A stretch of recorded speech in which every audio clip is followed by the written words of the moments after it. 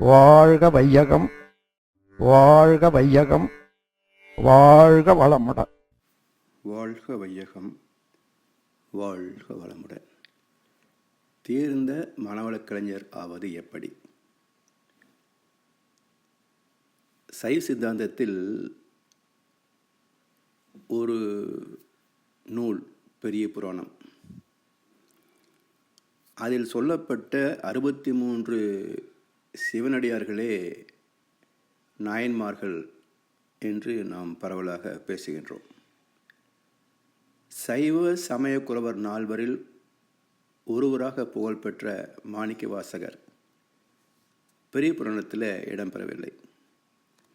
இதுபோல ஆயக்கலைகள் 64 என்று பேசுகிறோம். இந்த 64 மனவளக்கலை இல்லை. 64 கலைகளை கற்றிருந்தாலும் இவற்றை உணர்ந்து ரசித்து துய்க்கின்ற மனம், அந்த மனதை வளப்படுத்தக்கூடிய கலை இல்லை என்றால் கற்றவை அனைத்தும் பயன் தராது போகும்.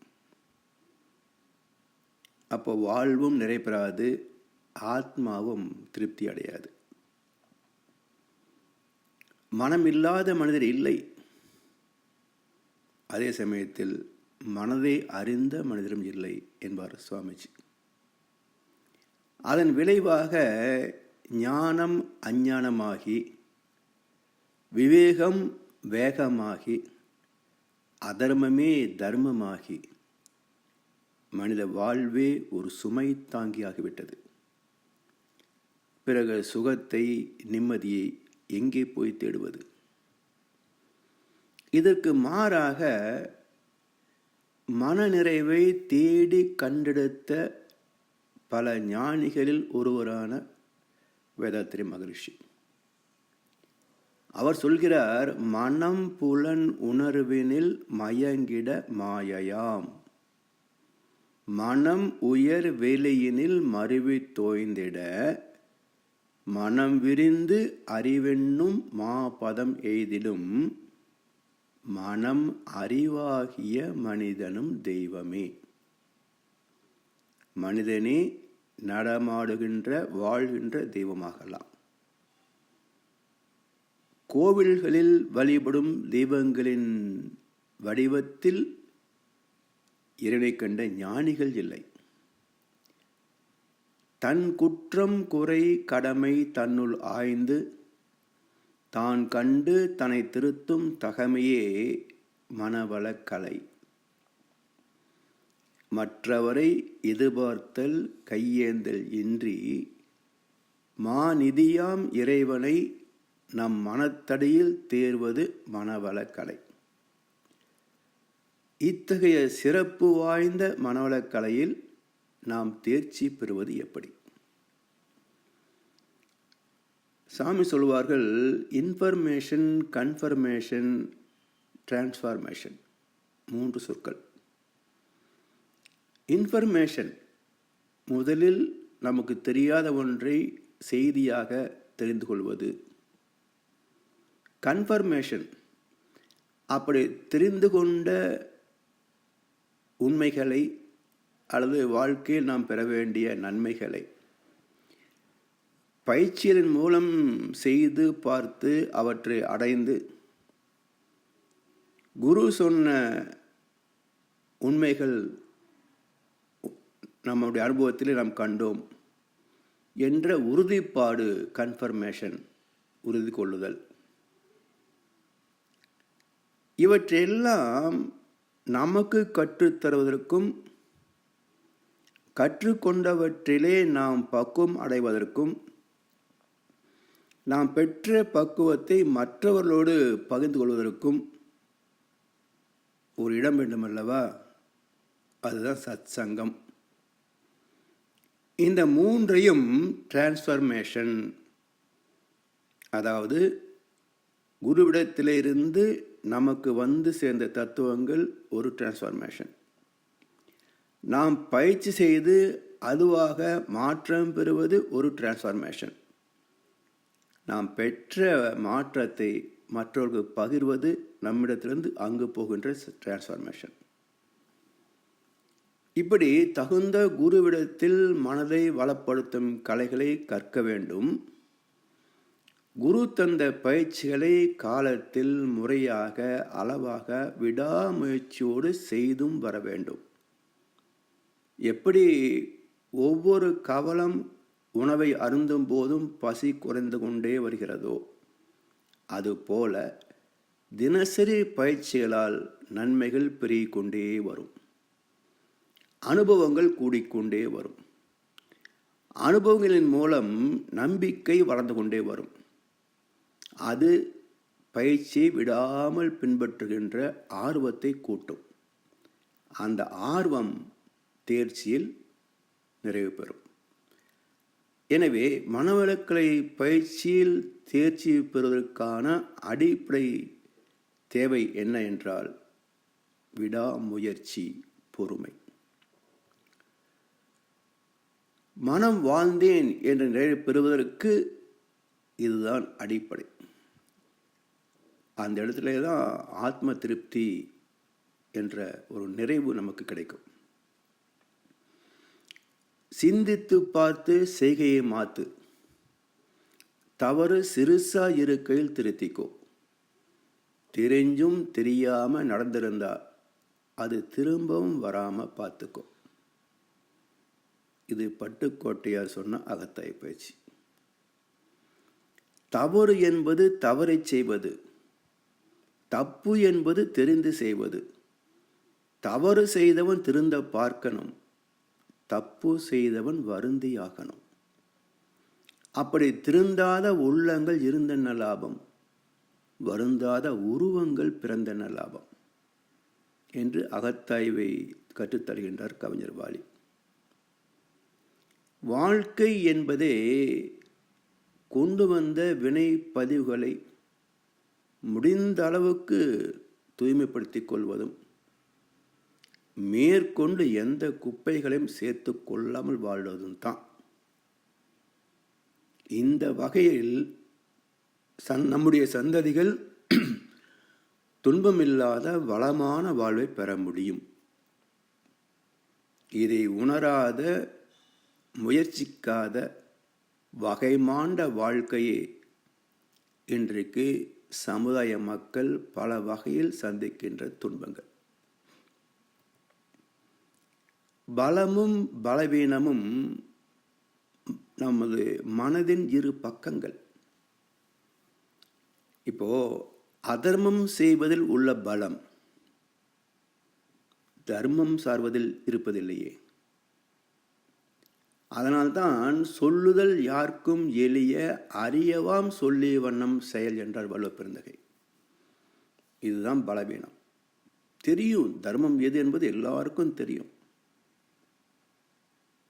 எது ஒழுங்கீனம் என்பதும் எல்லாருக்கும் தெரியும். ஆனால் பின்பற்றுவதிலே சறுக்கல், தொடர்ந்து சறுக்கல். அதனால்தான் அறியவாம் சொல்லி வண்ணம் செயல். இதை மாற்றும் திறம் எப்படி பெற முடியும்? இப்போ மனதை பலப்படுத்த வேண்டும். வில் பவர், மனோதிடம் வேண்டும்.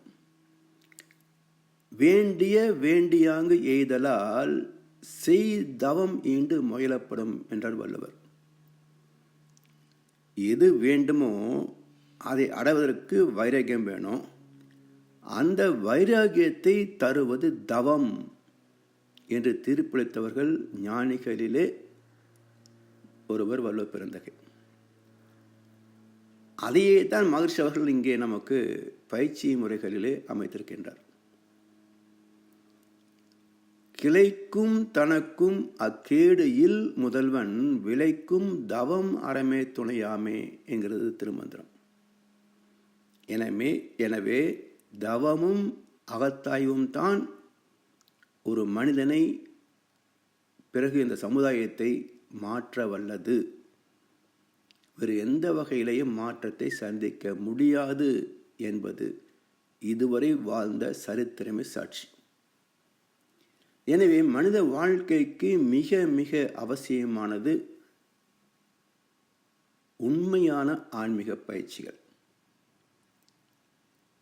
உடற்பயிற்சி, காயல்ப பயிற்சி, தவம், தற்சோதனை, இவை 4ம் இணைந்த உண்மையான ஆன்மீக பயிற்சிகள். நமது அறிவு இவற்றெல்லாம் பின்பற்ற வேண்டும் என்று நமக்கு உறுத்தி கொண்டே தான் இருக்கும். ஆனால் அப்புறம் செஞ்சுக்கிறேன், நாளைக்கு பண்ணிக்கிறேன், 1ஆம் தேதியிலிருந்து, அடுத்த வருஷத்திலிருந்து என்று மனம் சாக்கு போக்கு சொல்லி தப்பித்து கொண்டே போகும். மாறாக அறிவோடு மனம் ஒத்துழைத்து விட்டால் ஒவ்வொரு மனிதனும் ஒரு மனவள கலைஞராக தேர்ச்சி பெறுவது சர்வ சாத்தியமே. அகத்தாய்வு என்பது ஒரு வகையில் குருட்சேத்திரம்தான், ஒரு போர்க்களம். வாழ்க்கையே ஒரு போர்க்களம். பழக்கத்திற்கும் தெரிந்து கொண்ட விளக்கத்திற்கும் இடையே நடக்கின்ற யுத்தம் மனித வாழ்க்கை. பழக்க பதிவுகளுக்கும் விளக்கத்திற்கும் இடையே யுத்தம் நடக்கின்ற போது நமக்குள் இருக்கின்ற தெய்வீகமான பேரறிவின் ஒரு பங்கு இருக்கிறது அல்லவா, அது மறைந்திருந்து மனதுக்கு தெரியாமலேயே மனதை மாற்றிவிடும். எப்படி? மனதுக்கு மூலமான ஆணவத்தை அழித்து மனதை கொன்றுவிடும். இதுதான் வாலிவதம். இதை எப்படி மகர்ஷி நிகழ்த்துகிறார் என்றால், எண்ணம் ஆராய்தல் ஒரு பயிற்சி, ஆசை சீரமைத்தல், சினம் தவிர்த்தல், கவலை ஒழித்தல் என்று ஒவ்வொன்றுக்கும் பயிற்சிகளை தந்து தந்து அதை செய்ய வைக்க வைக்க மனம் தானாக மாறிவிடும். தன் இயல்பு மாறிவிட்டது, நாம் மாறிவிட்டோம் என்பது மனதுக்கே தெரியாது. இப்படி படிப்படியாக மாறி முழுமையில் முடிவில் மனதுக்கு அடித்தளமான ஆணவமும் அற்றே போய்விடும். அப்போ ஆணவமும் அதை சார்ந்த மனமும் அறிவால் கொல்லப்படுகிறது அல்லவா, இதுதான் வாலிவதம். ஆணவம் இறந்த மனமே தெய்வீகம். தீய எண்ணமே வராது.